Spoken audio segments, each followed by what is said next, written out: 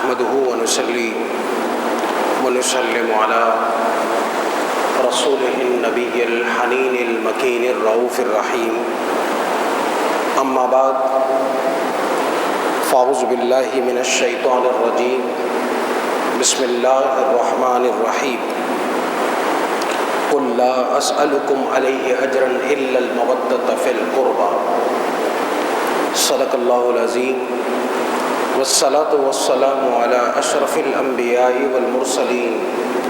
وعلى آله وصحبه وعلماء أمته وصلحاء ملته وأتقياء دينه أجمعين إلى يوم الدين أما بعد۔ اللہ سبحانہ و تعالی نے حضور علیہ السلام کی زبان مبارک سے اپنے زمانے اور قیامت تک آنے والے مسلمانوں سے خطاب کر کے فرمایا قُلْ لَا أَسْأَلُكُمْ عَلَيْهِ أَجْرًا، کہ میں جس دعوت کا کام کرتا ہوں تمہیں اللہ کی راہ کی طرف پکارتا اور بلاتا ہوں، دن رات میں اسی تگ و دو میں رہتا ہوں کہ تم گمراہی کے راستے کو چھوڑ کر کے اللہ کی راہ پر گامزن ہو جاؤ۔ اور میں اس راہ میں اتنی مشکلات کا سامنا کرتا ہوں، ان تمام مشکلات کے باوجود اور جو میں تمہیں دعوت دیتا ہوں شب و روز کی دعوت کے باوجود میں اپنی محنت پر تم سے کوئی اجر طلب نہیں کرتا، تم سے کوئی پیسے نہیں دیتا، تم سے مجھے کوئی تقاضا نہیں ہے۔ آپ دنیا کا کوئی بھی کام کریں، آپ کے ذہن میں ایک بات آتی ہے کہ مجھے اس کام کے عوض میں، اس محنت کے عوض میں کچھ نہ کچھ محنتانہ اور خدمتانہ ضرور ملے گا۔ مزدور اسی لیے مزدوری کرتا ہے، نوکر اسی لیے نوکری کرتا ہے، اور مختلف پیشوں کے لوگ سارا دن اسی لیے اپنے پیشوں کے لحاظ سے جد و جہد اور محنت کرتے ہیں کہ رات کے وقت ہفتے کے اختتام پر، مہینے کے اختتام پر، موسم کے فصل کے اگ جانے کے موقع پر کوئی نہ کوئی ہمیں اس کا محنتانہ اور بدلہ ملے گا، اسی لیے وہ اس راہ میں محنت کر رہے ہوتے ہیں، اور ان کی پوری کوشش یہ ہوتی ہے کہ ہر آنے والا دن وہ ان کے اس محنتانے میں اضافے کا باعث بن سکے۔ لیکن اللہ کے نبی اور اللہ کے رسول اس طرح کی دنیاوی لالچوں سے اللہ نے انہیں پاک صاف اور مبرہ کر رکھا ہوتا ہے۔ ان کی کبھی یہ چاہت نہیں ہوتی کہ ان کی محنت کے عوض اور بدلے میں کوئی ان کو دنیاوی پیسے، مال اور دولت دے، اور اسی لیے وہ جو بات کرتے ہیں، وہ جو پیغام دیتے ہیں، اللہ ان کے پیغام اور ان کی باتوں میں تاثیر رکھ دیتا ہے، کیونکہ ان کا پیغام ان کی زبانوں سے نہیں نکلتا، دل سے نکلتا ہے، اور جو بات دل سے نکلتی ہے وہ دل پر اثر کرتی ہے، وہ روح پر جا کر کے ٹکراتی ہے۔ اور یہ انبیاء اور پیغمبران کرام لوگوں کی ہدایت کے لیے اتنے زیادہ بے چین ہوتے ہیں کہ لگتا ہے کہ وہ اسی غم میں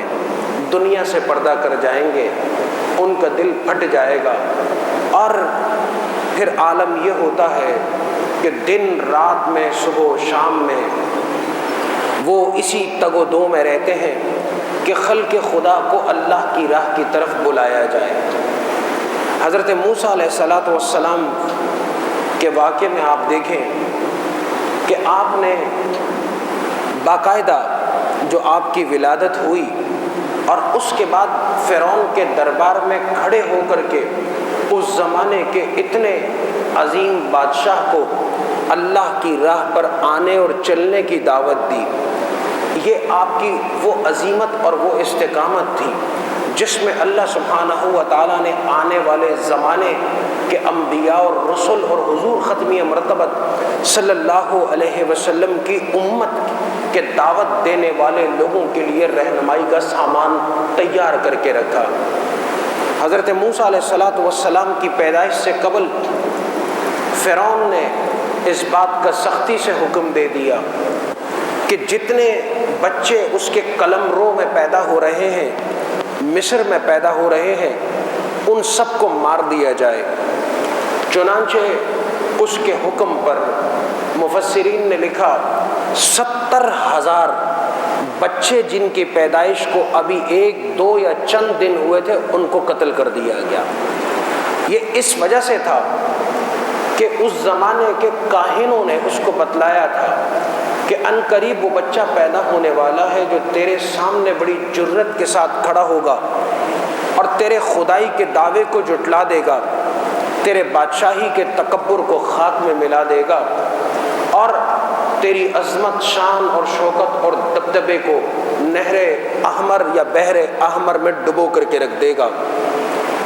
بادشاہ یا بادشاہوں کو ہمیشہ اپنی بادشاہی کی بڑی فکر رہتی ہے، زندگی کی فکر ہو یا نہ ہو، موت کا غم ہو یا نہ ہو،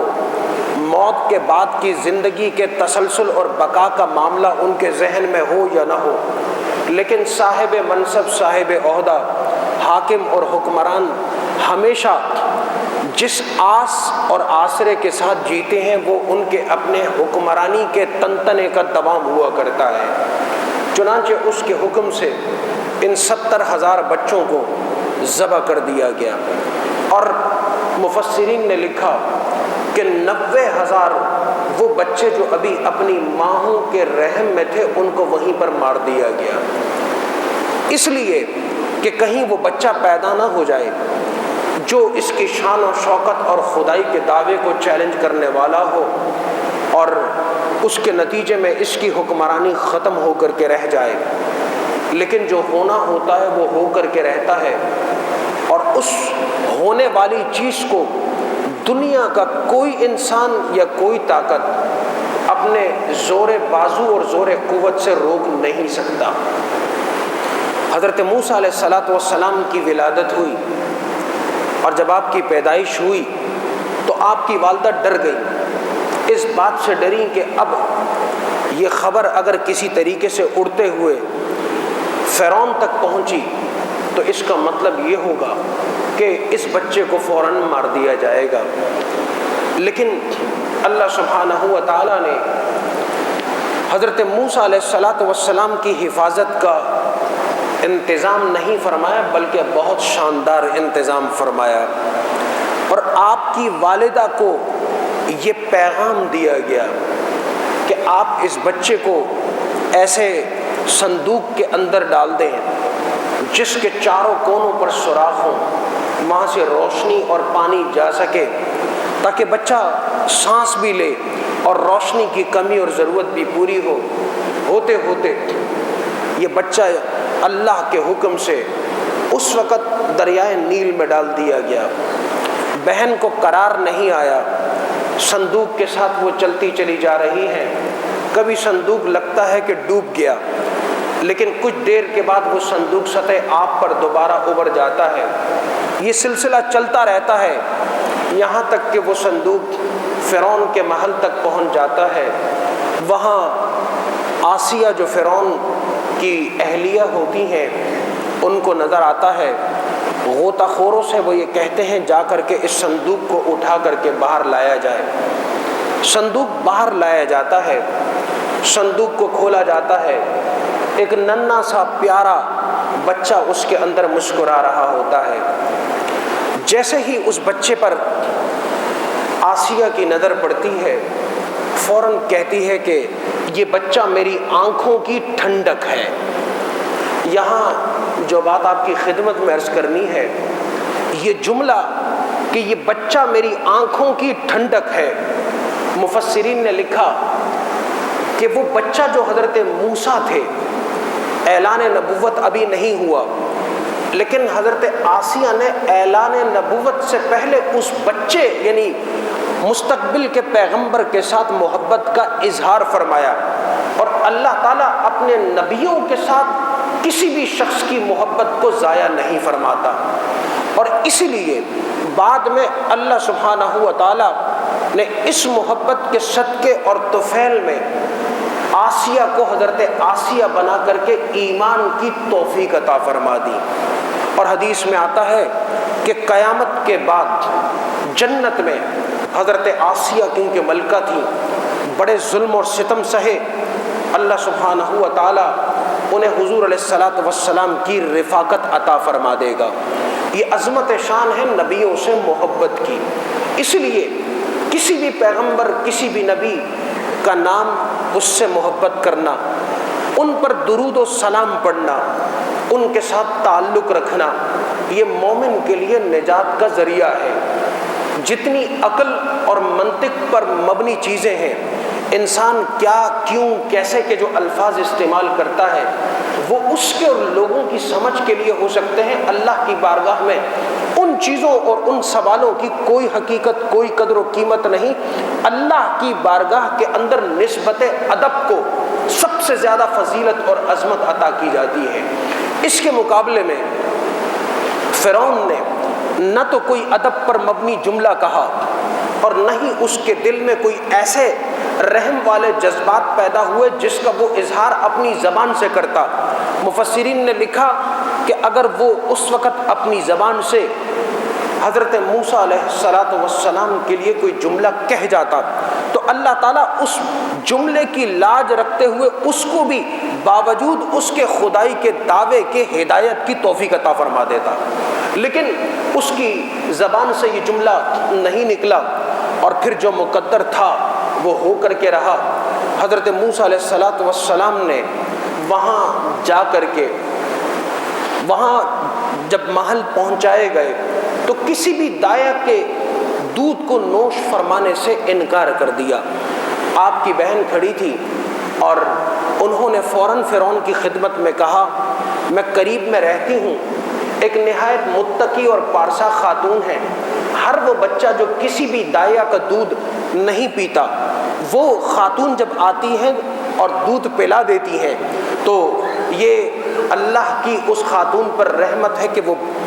بچہ جو دودھ نہیں پیتا ان کا دودھ پی لیا کرتا ہے۔ فرعون نے اسی وقت دوڑوایا کہ آپ فوراً جائیں اور ان کو لے آئیں۔ چنانچہ اللہ سبحانہ و تعالیٰ نے حضرت موسیٰ علیہ السلام کو واپس اپنی والدہ کے سپرد کروا دیا،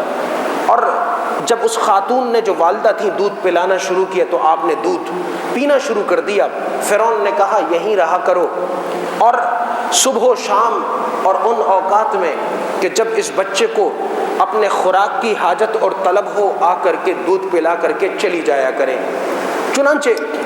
وہ اسی طریقے سے سلسلہ چلتا رہا۔ یہاں یہ بات واضح رہے کہ حضرت موسیٰ علیہ السلام نے کسی عام خاتون کا دودھ نہیں پیا، وہ صرف و صرف اپنی والدہ کا دودھ پیا کہ اس زمانے میں اہل ایمان میں سے خود ان کی والدہ تھی۔ اور اسی لیے حضور علیہ السلام کے بارے میں کہ آپ نے مختلف دایاؤں کا دودھ پیا، اور اس لیے پیا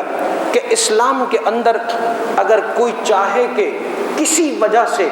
خود اس کی اہلیہ اپنے بچے کو دودھ نہ پلا سکے تو اس کے لیے بھی احکام ثابت ہو جائیں، اس کے لیے بھی رضاعت کی اجازت ثابت ہو جائے۔ اور اسلام نے تو یہاں تک رخصت دی ہے کہ ہم سب اپنی زندگیوں میں دن رات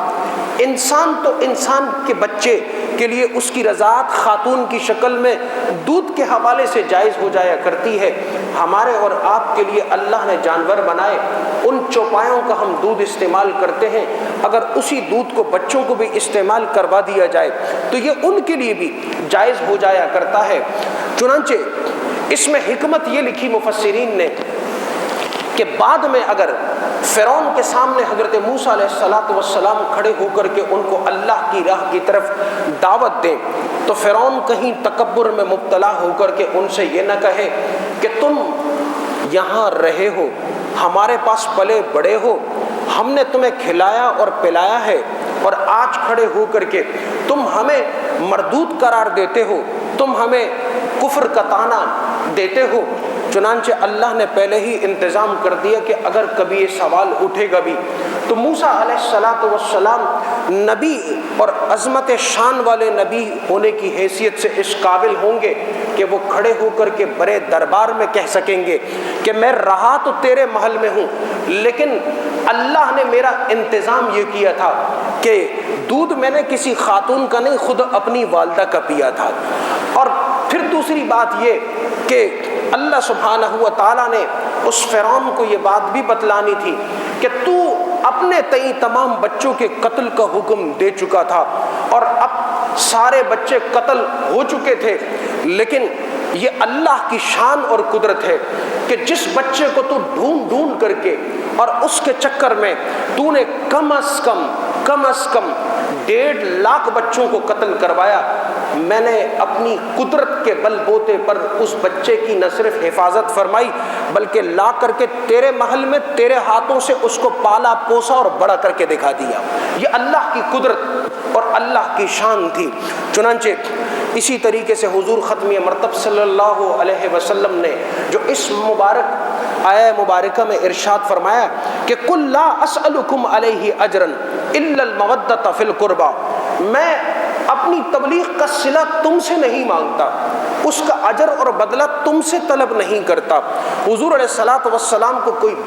اس کا بدلہ کیا دے سکتا تھا کہ جنگ احد جب ختم ہوئی، حضور علیہ الصلوۃ والسلام کے جسم مبارک پر بے پناہ تلوار کے زخم لگے، آپ کے 70 سے زائد صحابہ شہید ہوئے، آپ کے دندان مبارک کا ایک حصہ بھی شہید ہوا، آپ کے سر پر بھی زخموں کی وجہ سے پٹی لگانی پڑی۔ حضرت سیدہ عائشہ رضی اللہ تعالی عنہا نے عرض کی کہ اے اللہ کے رسول صلی اللہ علیہ وسلم، آپ فرمائیں کہ کیا احد سے بڑھ کر کے بھی کوئی سخت دن آپ کی زندگی میں آیا تھا؟ تو حضور علیہ الصلوۃ والسلام نے فرمایا کہ ہاں عائشہ، میری زندگی میں ایک دن اس سے بھی سخت تھا، اور وہ دن تھا جب میں طائف اور اہل طائف کے پاس اللہ کی دعوت لے کر کے گیا، انہوں نے اللہ کی اس دعوت کو سننے کے بجائے مجھ پر پتھراؤ کیا، میرے پیچھے اوباشوں کو لگا دیا کہ میں جب چلتا تھا تو وہ میرے پاؤں پر اس زور سے پتھر مارتے تھے کہ میرے دونوں جوتے خون آلود ہو گئے۔ وہ دائیں بائیں سے ان کے اوباش اور غنڈے آتے تھے اور مجھے اس طرف سے اس طرف اور اس طرف سے اس طرف دھکیلا جاتا تھا۔ میری زندگی کا وہ سخت ترین دن تھا۔ سیدہ عائشہ رضی اللہ تعالیٰ عنہ نے فرمایا تو آپ نے ان کے لیے بد دعا نہیں فرمائی، فرمایا کہ اللہ نے فرشتوں کو میرے پاس آنے کا حکم دیا۔ فرشتے جب میرے پاس آ گئے اور انہوں نے اس قوم پر عذاب کو مسلط کرنا چاہا تو میں نے ان سے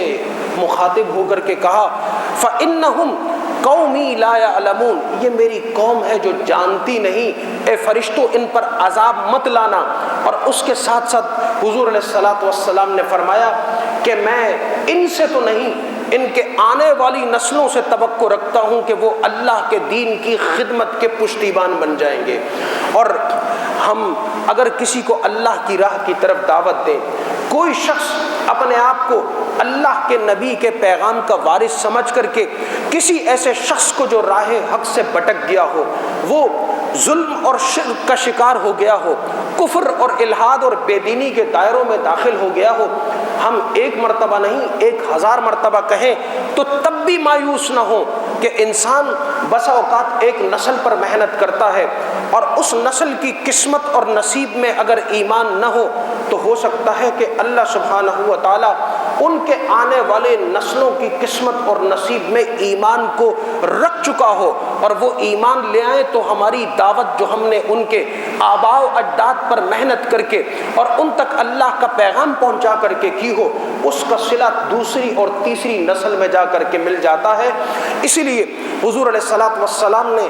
اتنی تکالیف برداشت کی، آپ پر کوڑا کرکٹ، آپ پر اوجڑی، آپ پر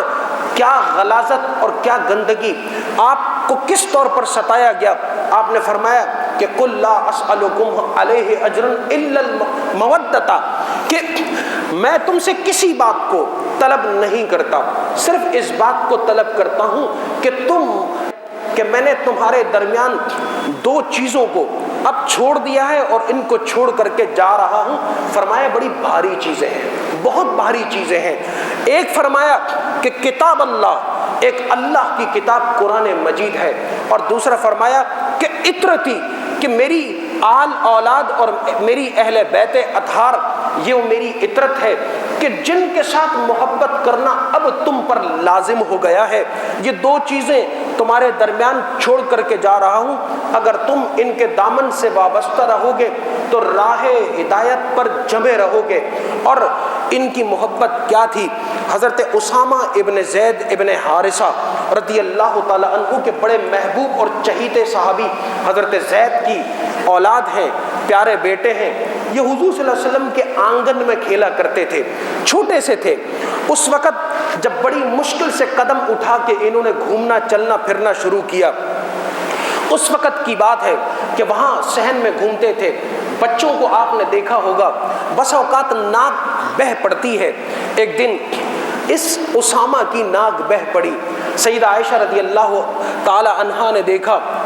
کہ حضور علیہ الصلوۃ والسلام آگے بڑھ کر کے خود اس کی ناک کو صاف کر رہے ہیں۔ آپ نے فرمایا کہ اے اللہ کے رسول صلی اللہ علیہ وسلم، اگر اجازت ہو میں خود صاف کر لوں؟ فرمایا کہ نہیں، ایسا نہیں ہے، مجھے اسامہ سے بھی محبت ہے اور اسامہ کے والد سے بھی محبت ہے، اور میں ان سے محبت اور پیار کرتا ہوں۔ حضرت اسامہ رضی اللہ تعالی عنہ اتنے محبوب صحابی ہیں کہ حضور علیہ الصلوۃ والسلام نے ان کی اس درجے میں بچپن میں خدمت کی، ان کی پرورش کی۔ آپ فرماتے ہیں کہ ہم جب حضور علیہ الصلوۃ والسلام کی خدمت میں حاضر ہوا کرتے تو صحابہ کرام بہت ادب بجا لاتے، اور ادب کا عالم یہ ہوتا کہ محدثین نے لکھا کہ جب صحابہ کرام حضور علیہ الصلوۃ والسلام کی بارگاہ میں کوئی بات کرنے کے لیے آتے، ایسا نہیں ہوتا کہ دروازے پہ کھڑے ہوں زور زور سے دستک دے دیں، بلکہ طریقہ یہ ہوتا تھا کہ آ کر کے دروازے کے ساتھ یہاں بیٹھ جاتے اور درود شریف پڑھتے رہتے، مستقل حضور علیہ الصلوۃ والسلام پر صلاۃ و سلام پڑھتے رہتے، یہاں تک کہ حضور علیہ الصلوۃ والسلام خود بار تشریف لے آتے تو آپ کی خدمت میں اپنی عرضی کو پیش کر دیتے۔ اور ایسا نہ ہوتا کہ حضور علیہ الصلوۃ والسلام تشریف لائے ہوں یا کوئی وجہ ہوتی تو صحابہ کرام جب دروازے پر دستک دیتے تو دستک کا انداز یہ ہوتا کہ یہ انگلی کے پورے ہیں، ان پوروں سے ہلکا ہلکا کھٹکھٹایا کرتے تاکہ حضور علیہ الصلوۃ والسلام کو کسی قسم کی ایذا اور تکلیف نہ پہنچے۔ اور یہ اس لیے ہوتا تھا کہ صحابہ کرام کو اللہ سبحانہ و تعالیٰ نے اس بات کا حکم دے رکھا تھا کہ میرے محبوب کی بارگاہ میں کسی بھی صورت میں تمہاری آواز بلند نہیں ہونی چاہیے۔ لا ترفعوا اصواتکم فوق صوت النبی ولا تجہروا له بالقول کجہر بعضکم لبعض ان تحبط اعمالکم وانتم لا تشعرون۔ اس کا نتیجہ یہ نکلے گا کہ یہاں اگر تمہاری آواز بلند ہوئی تو پوری زندگی کی عبادتیں اور ریاضتیں رب تعالیٰ تباہ و برباد کر دے گا، ختم کر دے گا۔ اس لیے صحابہ کرام آرام سے چپ کر کے بیٹھ جاتے، اور ضرورت پڑتی تو اتنے آرام سے دروازے کو آپ بجایا کرتے تھے۔ حضور علیہ الصلوۃ والسلام کا یہ معمول رہا کرتا تھا۔ یہاں میں یہ بات عرض کرتا چلوں کہ جب آپ کسی کے دروازے پر تشریف لے جاتے تو 3 بار بآواز بلند آپ السلام علیکم ورحمۃ اللہ وبرکاتہ فرمایا کرتے تھے، اور تیسری بار بھی جواب نہیں ملتا تو بغیر پیشانی پر بل لائے ہوئے ناراض ہوئے آپ واپس تشریف لے جاتے تھے۔ حضور صلی اللہ علیہ وسلم ایک صحابی کے گھر پر تشریف لے گئے، وہاں آپ نے السلام علیکم ورحمۃ اللہ وبرکاتہ بآواز بلند ارشاد فرمایا۔ صحابی نے سنا اور آرام سے، تاکہ وہ آواز حضور تک نہ پہنچے، آگے سے جواب میں وعلیکم السلام ورحمۃ اللہ وبرکاتہ کہا۔ حضور نے پھر سلام کیا، آپ نے پھر جواب دیا۔ حضور نے تیسری مرتبہ سلام کیا، آپ نے پھر جواب دیا۔ چنانچہ جب اب انہیں محسوس ہو گیا کہ حضور صلی اللہ علیہ وسلم تشریف لے جائیں گے تو دوڑتے ہوئے آئے، دروازہ کھولا، دیکھا کہ حضور صلی اللہ علیہ وسلم واپس ہو چکے ہیں۔ پیچھے سے کہا کہ حضور میں نے آپ کا سلام سن لیا تھا۔ حضور نے فرمایا پھر جواب کیوں نہیں دیا؟ کہا کہ آپ نے 3 بار یہ ارشاد فرمانا تھا کہ اللہ تعالیٰ تم پر سلامتی اور رحمت فرمائے، اور میں ان 3 بار آپ کی دعاؤں سے اپنے آپ کو محروم نہیں کرنا چاہتا تھا۔ میں نے اس لیے اپنی آواز کو پست کیا، اور اس کے بعد وہ شخص حضور علیہ الصلوۃ والسلام جس غرض سے آئے تھے وہ آپ نے ان کو بیان کر دی۔ میں عرض یہ کر رہا تھا کہ حضرت اسامہ ابن زید ابن حارثہ رضی اللہ تعالی عنہ رات کے پہر میں حضور صلی اللہ علیہ وسلم کی بارگاہ میں تشریف لائے،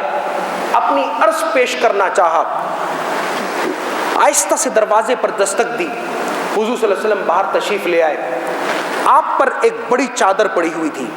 اور چادر بھی ایسی تھی کہ اس کے دونوں پہلو اٹھے ہوئے تھے۔ حضور علیہ الصلوۃ والسلام سے گفتگو مکمل کرنے کے بعد حضرت اسامہ نے عرض کی کہ اے اللہ کے رسول صلی اللہ علیہ وسلم اگر اجازت ہو تو میں آپ سے ایک بات پوچھ لوں؟ جواب دیا بالکل۔ کہا کہ یہ آپ کے پہلو میں کیا ہے؟ آپ نے اپنی چادر کو ایک دم اٹھایا تو دائیں پہلو میں حضرت حسن تھے اور بائیں پہلو میں حضرت حسین تھے رضی اللہ تعالی عنہما۔ حضور علیہ الصلوۃ والسلام نے فرمایا یہ میرے بیٹے ہیں، اور پھر فرمایا میری بیٹی کے بیٹے ہیں، اور فرمایا اے اللہ میں ان سے محبت کرتا ہوں، تو بھی ان سے محبت فرمایا، اور پھر فرمایا کہ اے اللہ جو جو ان سے محبت کرے تو ان سے محبت فرما۔ یہ اس شخص کے لیے دعا ہے جو اہل بیت اطہار رضوان اللہ تعالی علیہم اجمعین کے ساتھ محبت کرنے والے لوگ ہیں، اور وہ ان مواقع پر بالخصوص اور پوری زندگی میں بالعموم اللہ کے رسول اور محبوب صلی اللہ علیہ وسلم کے خانوادے کی ان مقدس ہستیوں اور شخصیات کو زندگیوں میں یاد رکھتے ہیں۔ اور قرآن کریم اگرچہ کہ موجود ہے، قرآن کریم پر عمل کرنا یہ بھی دنیا کے اندر موجود ہے، لیکن حضور علیہ الصلوۃ والسلام نے صرف قرآن کو پیمانہ ہدایت نہیں بنایا، فرمایا کہ ترکت فیکم ثقلین، تمہارے درمیان 2 چیزیں چھوڑ کر کے جا رہا ہوں، جب تک ان دونوں کو مضبوطی سے تھامے رہو گے اس وقت تک گمراہ نہیں ہوگے۔ کوئی شخص یہ سمجھے کہ صرف قرآن پاک کی تلاوت کرے اسے اس کی برکت بھی مل جائے گی، اسے اس کی رحمت بھی مل جائے گی، لیکن جب تک نمونہ عمل سامنے نہ ہو اس وقت تک انسان خود قرآن کریم کی آیات کو سمجھنے کے باوجود اس سے ہدایت کا نور حاصل نہیں کر سکتا۔ ہدایت کا نور خانوادہ اہل بیت اطہار رضوان اللہ تعالی علیہم اجمعین سے اس لیے حاصل ہوتا ہے کہ یہی وہ خانوادہ ہے کہ جس کے 72 افراد نے اسلام کی عظمت اور سربلندی کے لیے کربلا کے میدان میں اور کربلا کے اس دشت میں بے سر و پا بغیر کسی ظاہری اسباب اور اسلحے اور سامان کے اپنے نانا کے دین پر اپنی جان کو نچھاور فرمایا۔ یہ اشارہ اہل بیت اطہار ہے، ان سے محبت، عقیدت اور ان سے نسبت، اور حضور علیہ الصلوۃ والسلام کی قیامت کے دن شفاعت کا مستحق بننے کے لیے ہم ادب سے ان کا نام بھی لیں، ان کا ذکر بھی کریں، ان کے نام سے پروگرام بھی کریں، ان کے نام سے خیر اور خیرات کا اہتمام بھی کیا جائے، گھروں میں نعت خوانی کی محافل بھی ہوں، اہل بیت اطہار کا تذکرہ اور چرچا بھی ہو، ان کی عظمت بھی بیان کی جائے، اولادوں تک ان کی عظمتوں کو آگے پہنچایا جائے، تاکہ ایسا نہ ہو کہ صرف قرآن کا نام تو ہماری آنے والی نسلیں لیں لیکن اہل بیت اطہار سے وہ دور ہو جائیں۔ حضور علیہ الصلوۃ والسلام کا یہ پیمانہ، اور پیمانہ اس لیے کہ اس کے بغیر نجات ممکن نہیں، قرآن تھیوری ہے اور اہل بیت اطہار خود رسول اللہ صلی اللہ علیہ وسلم کی تعلیمات کا عملی نمونہ اور عکس ہے۔ وہ عمل ہے، وہ پریکٹیکل ایسپیکٹ ہے، وہ اتنا ڈائنامک ایسپیکٹ ہے کہ اگر کوئی شخص ان کو چھوڑ دیتا ہے تو اس کے لیے دین پر عمل کرنا ناممکن ہو جاتا ہے۔ اللہ سبحانہ و تعالیٰ اس ماہ محترم ماہ محرم الحرام میں ہم سب کو خانوادہ اہل بیت اطہار کی عظمتوں کا بیان کرنے اور ان کی نسبت کے ساتھ اپنے تعلق کو جوڑنے اور ان کی یاد میں اپنی زندگیوں کو بسر کرنے کی توفیق عطا فرمائے۔ آمین وما علینا الا البلاغ المبین۔